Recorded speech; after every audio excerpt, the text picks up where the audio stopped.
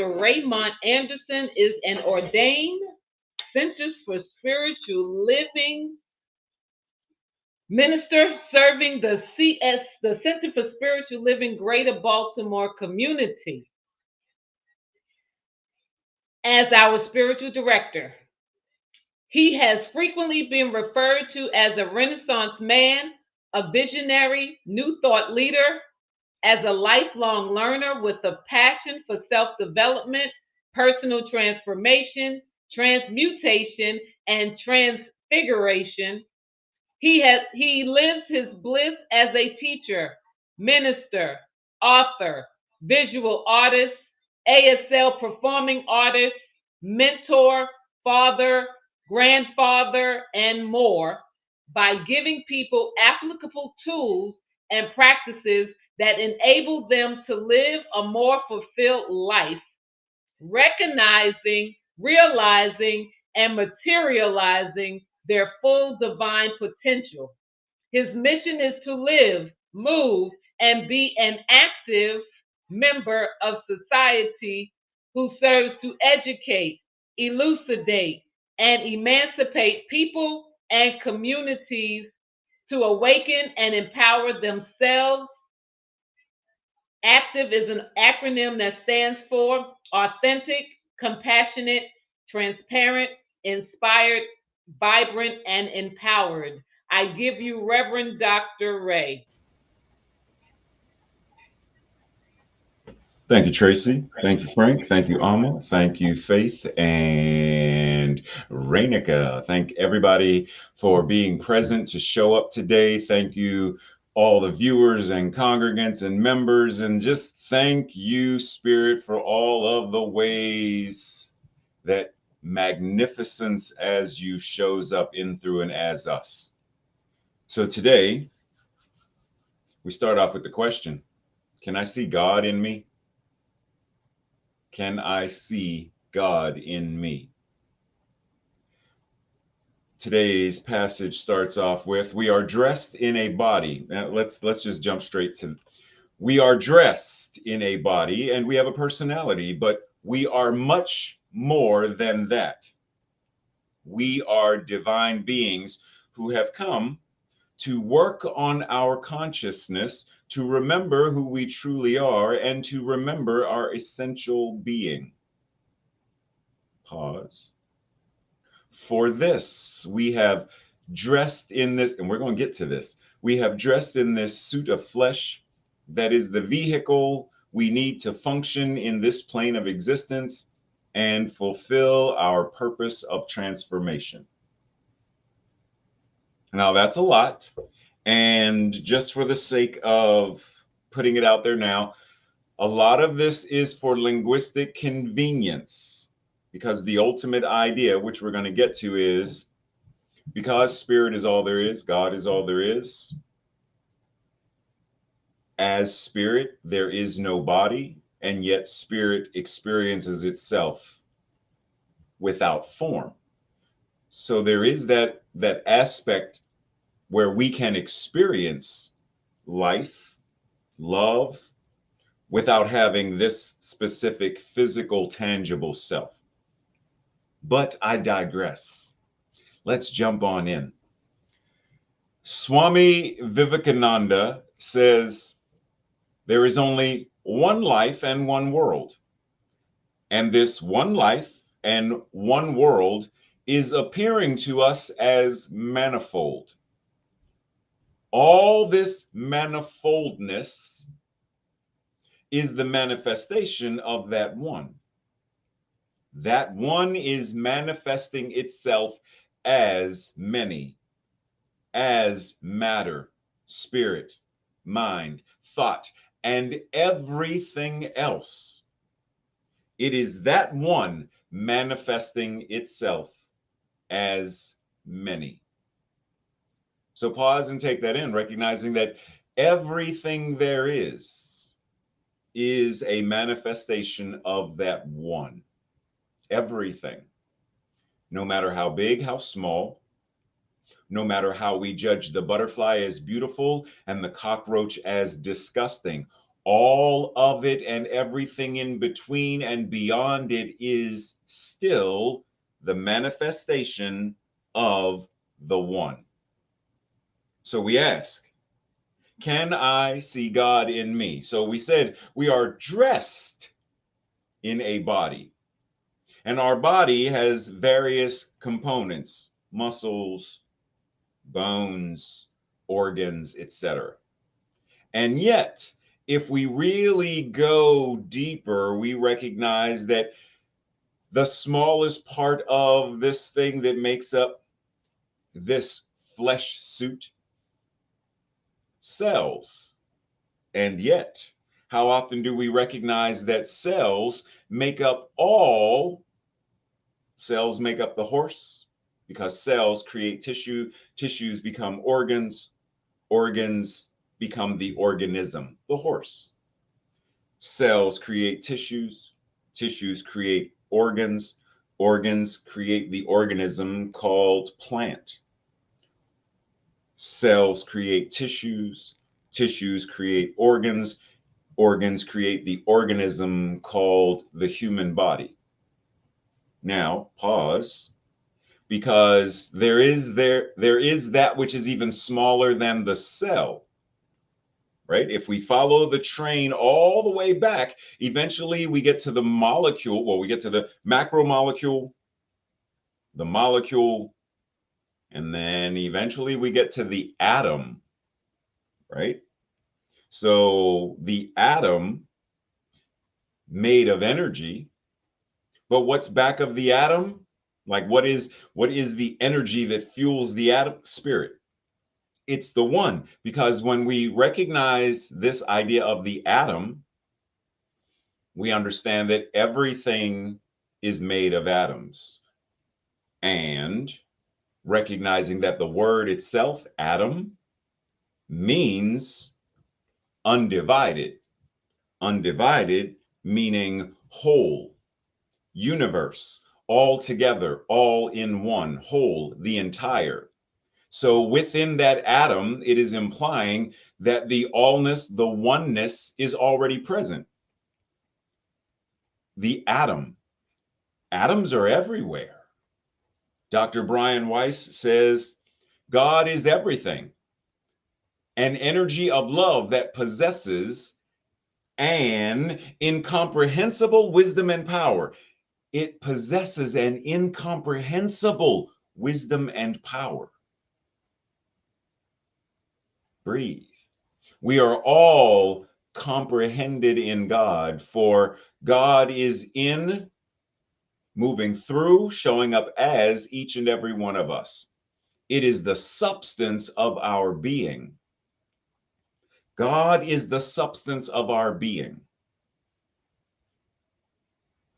So do I see that? Am I able to recognize that? Because that's the theme today, the inner life. Can I see God in me? Can I see this energy of love in me, as me? Can I see that as the substance of my being? In the same way that we look at a sculpture, we look at a statue, and we recognize that this little girl is clothed, like we can tell. We can see shoes. We can see, I don't know if those are called Spanx. I don't know what Spanx are, but whatever those legging things are, we can see a dress. And yet the dress, the shoes, the tights are all made of the same substance. Statue of Liberty, cloaked in a robe, and yet the robe is made of the same substance as the arm. The Benedict Cumberbatch in Chocolate, that bow tie is made of the same substance as his hair.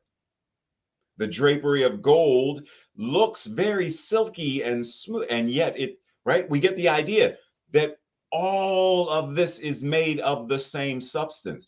And there's no difference between each of these, because they're all made of the same building blocks of matter. The Statue of Liberty, made of the same building blocks as the statue of the young girl, defiantly standing against the toxic patriarchy. Made of the same substance, the same building blocks of matter as David, as the Buddha statue. It's all the same stuff. It's all the God stuff. All of it. Everything. The air we breathe, God. The air we breathe as this body is being breathed, God. By God. Living, moving, and having its beingness in, through, and as all that is. The trees, God. Grass, God. The sun, God. All of it. Every bit of it. Come with me and you'll be in a world of pure spirit and imagination. Take a look and you'll see there is only God showing up in, through, and as you and me. It's everything and it's everywhere. But do we pause, as Ernest Holmes invites us, to learn how to think is to learn how to live. For our thoughts enter into a medium that is infinite in its ability to do and to be. Each person, by thinking, can bring into their experience whatsoever they desire. Pause, because there's work in there. Like don't get it twisted and bypass and think that thing of change your thinking, change your life. Pull yourself up by your own bootstraps, because it ain't that. But we are recognizing that each person, by changing their thinking and changing policies and changing systems and structures, can bring into existence whatever we desire. In other words, if we desire a system of governance where the penitentiary system is truly a system of rehabilitation, of therapeutics, of healing, then we can bring that into experience. We can bring that into existence. But we have to ask, am I changing my thinking in a manner that allows me to see it? Come with me and you'll see. In a world of pure imagination, take a look and you'll see into your imagination. Neville Goddard said, imagination is simply another name for God. Yeah, I keep going back. Yeah, Tracy was right, Alma. I was, yes. Ooh, breathe.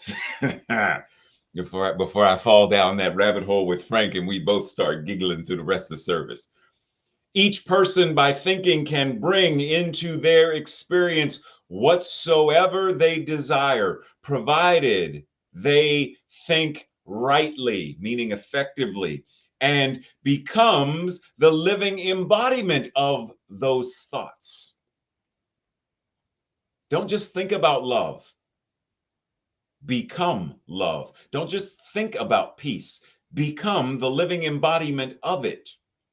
This is not done by simply holding thoughts, but by knowing the truth. And by knowing it, we become it, we live it.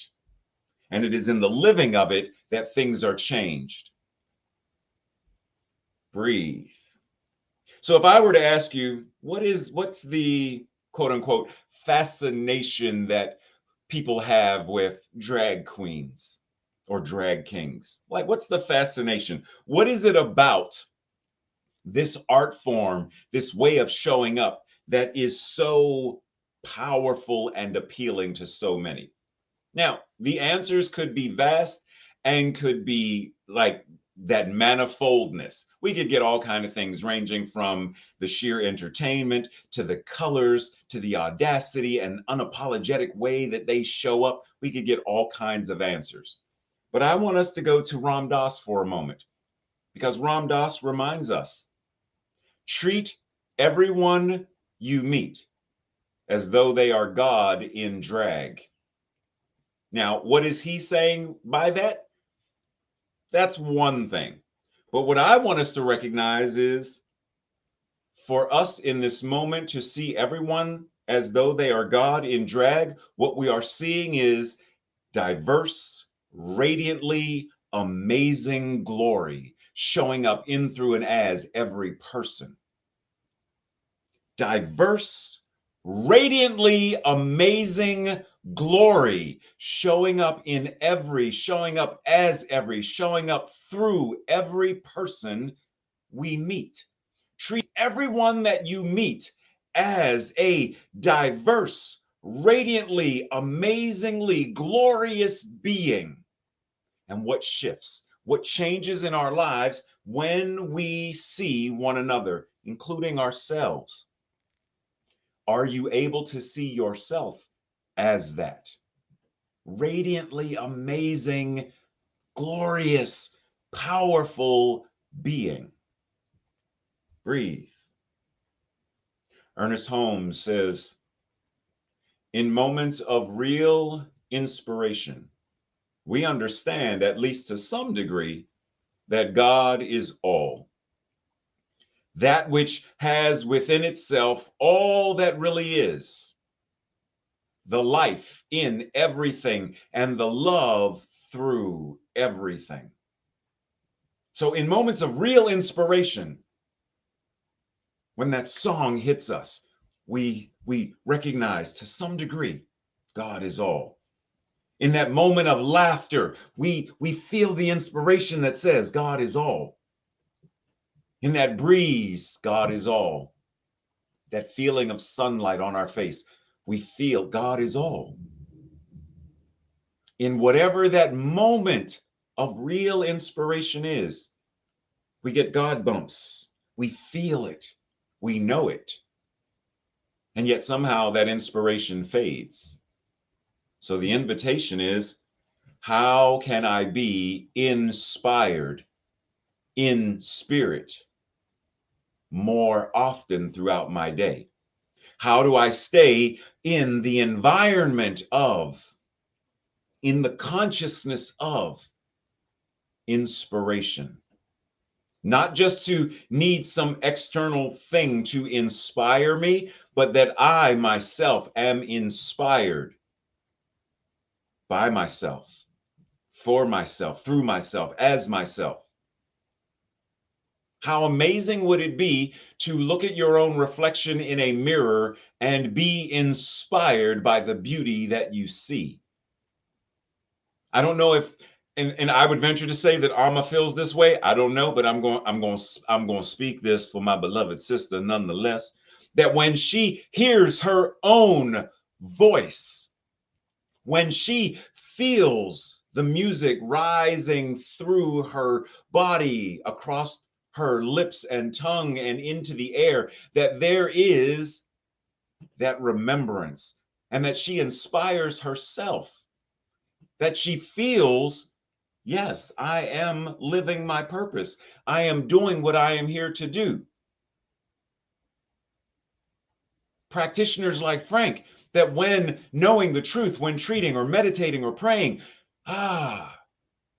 simply being in the atmosphere, I am remembering and reminding myself, re-inspired, because I simply am inspiration embodying itself. That when our interpreters are signing and they see the video of them, or they see their own hands moving in front of their face, they're like, yes, I am making this accessible. And it inspires me to keep doing, to keep practicing, to keep improving, to keep showing up. We can be our own sources of inspiration, because that which God is, spirit, is ever present. We are always in spirit. We are always inspired. That which God is inspiration itself. And so we can't help but to be immersed in it. We're invited to recognize it, to breathe it in, to breathe it out, to feel it, to know it.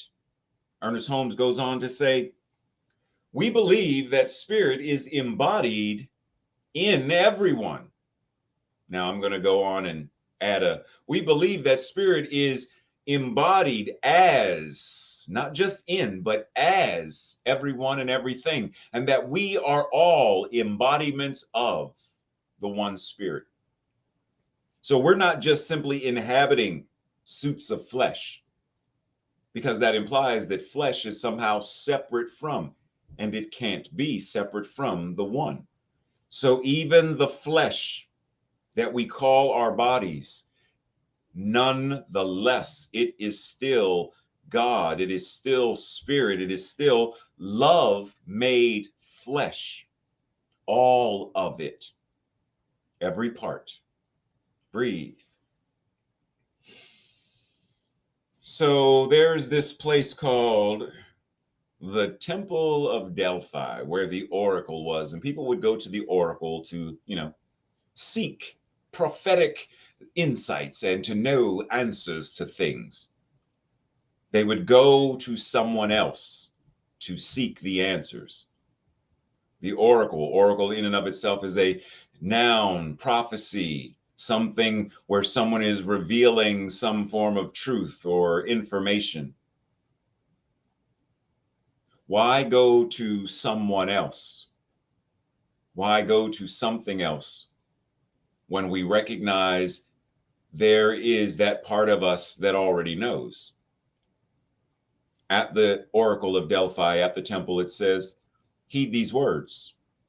You who wish to probe the depths of nature, if you do not find within yourself that which you seek, neither will you find it outside. Pause. If you do not find within yourself that which you seek, you will not find it outside either. I'm looking for love outside of myself. Then I have to inform you, you're looking for love in all the wrong places. If you do not find it within yourself, breathe.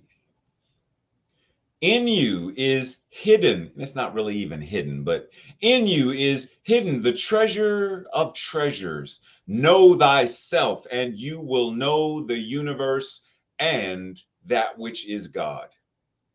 Know thyself, temet noske, know thyself, and you will know the universe. You will know spirit, you will know love, you will know wisdom. Know thyself. Breathe. Lao Tzu says, the one who knows others is wise. The one who knows themselves is enlightened. I know Tracy, I am wise. Do I know myself? There's the question. How well, temet noske, know thyself. How well do I know myself? Breathe. The Gospel of Thomas says, when you absolutely know thyself, then you will automatically love thyself. Oh, whoa, whoa, whoa, whoa, whoa, whoa, whoa. Wait a minute, wait. Pump the brakes. When you know thyself, you will automatically love thyself. And that means that you will absolutely love thy neighbor, and that you absolutely love wholeness, good. See, it's a natural byproduct. As it said before, when the inspiration is true, when the knowledge of self is true, effective, authentic, we have to love ourselves. And if I love myself, I see the God that I am. Clearly, I have to see it in, through, and as you. And if I see it in me and I see it in you, then clearly, if you want to see paradise, simply look around and view it. Anything you want to, do it. Want to change the world? There's nothing to it when you know yourself, when you love yourself, because that love is contagious and it forces us as a natural byproduct to love others. And as it says in an Arabic proverb, whoever knows themselves knows their Lord. They know that God self. They know that part of themselves that is the steward, the effective steward of their lives. Breathe. Do I know myself? Am I willing to know myself, to love you? I love myself so much so that I can love you so much, so that you can love you so much. Then you can love me, love yourself, love the world. If you want to view paradise, simply take a look and view it. Anything you want to do, there's nothing to it. Breathe.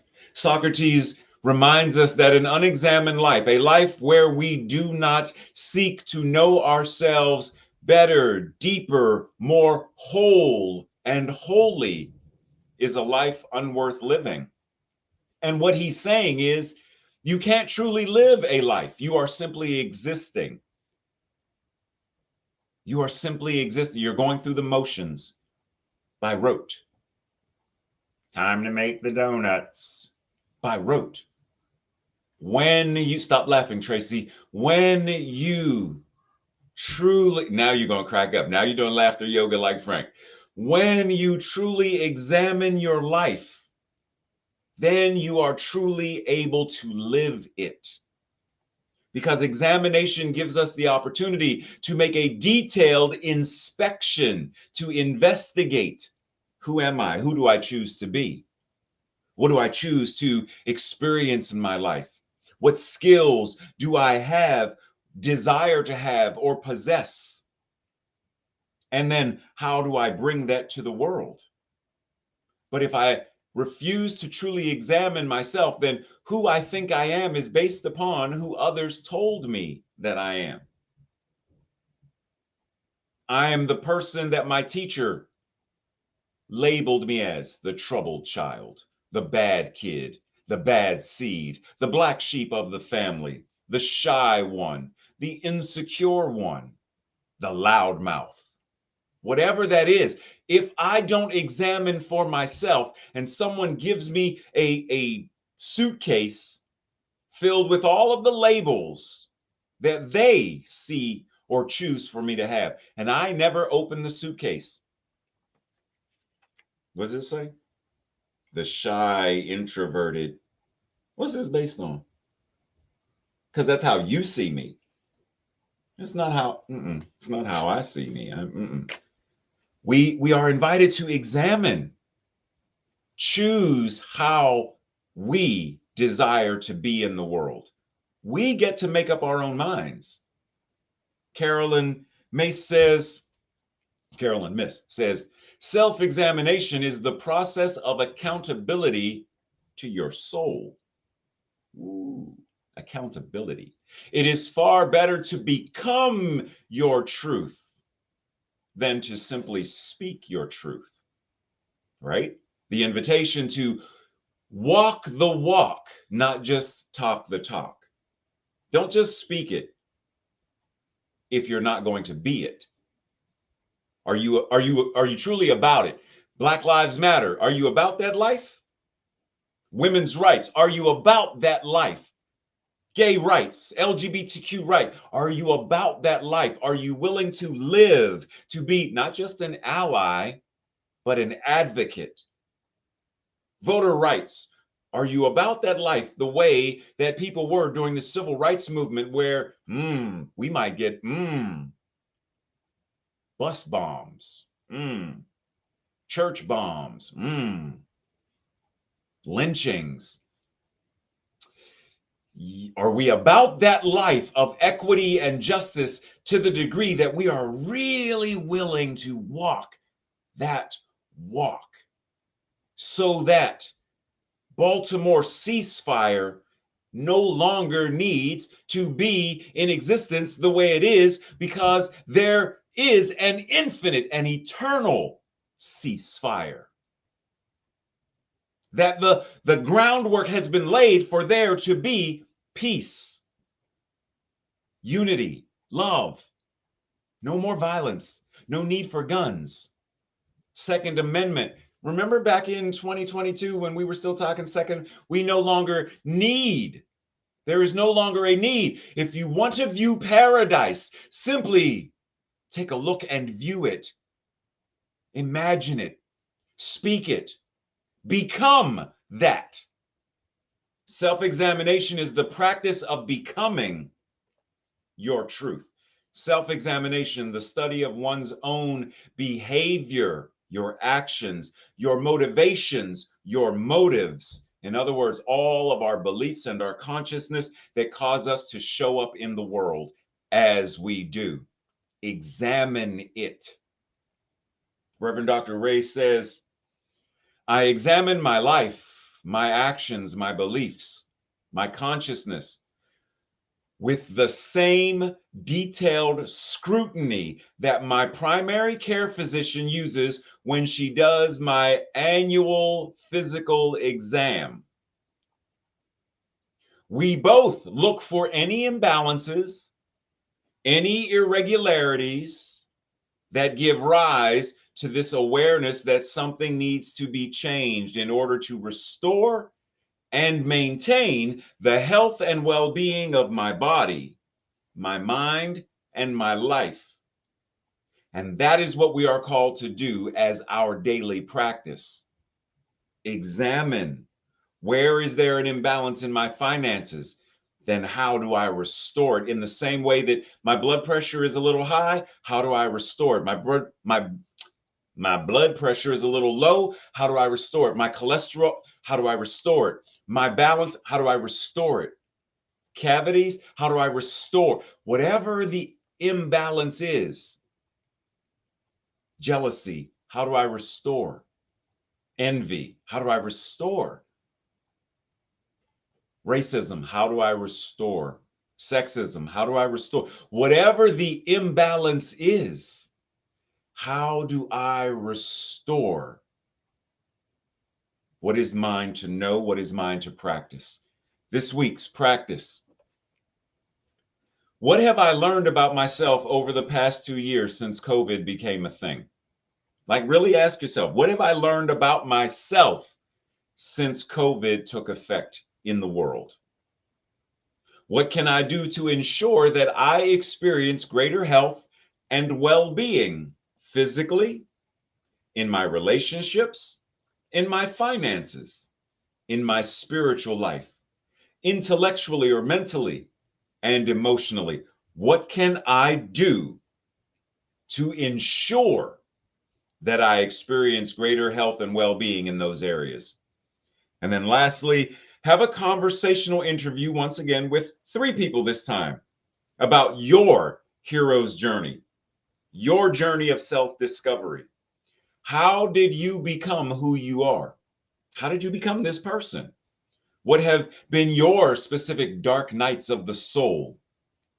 How did you move through them? What have you learned about yourself as a result of facing your version of Darth Vader, your Wicked Witch of the West? And how do you practice seeing God in drag as yourself and as others? Breathe. This week's declaration, if you are in alignment with me, I will say it first, then together let us declare it loud and clear. The Spirit within me, and within is in italics because it's convenient. The Spirit that is me is God, and that Spirit is perfect. Together, the Spirit within me that is me is God, and that Spirit is perfect. Breathe. So we anchor and pray, recognizing that this thing called service, though this particular live interactive thing called our Sunday service, though this is coming to a close, the way that we show up in the world as service continues, and it never stops. So even when this particular heart stops beating and these particular lungs stop breathing, that which I am, that which we are as the infinite power and presence continues and continues forever. For that which is the immortality, eternality, and continuity of the individual soul, it forever and ever expands. And so we forever and ever love and live and shine our light as the divine. And so we go out and we are being that. We, the power, show up. We know ourselves. We love ourselves. And because we love ourselves, we love others. And we love this world into the right and perfect divine manifestation of paradise, equity, justice, love, and unity. That is what we know. The law says yes, so we surrender it and allow it to be exactly that, answered prayer. And so it is, and now it is. Amen. Love y'all.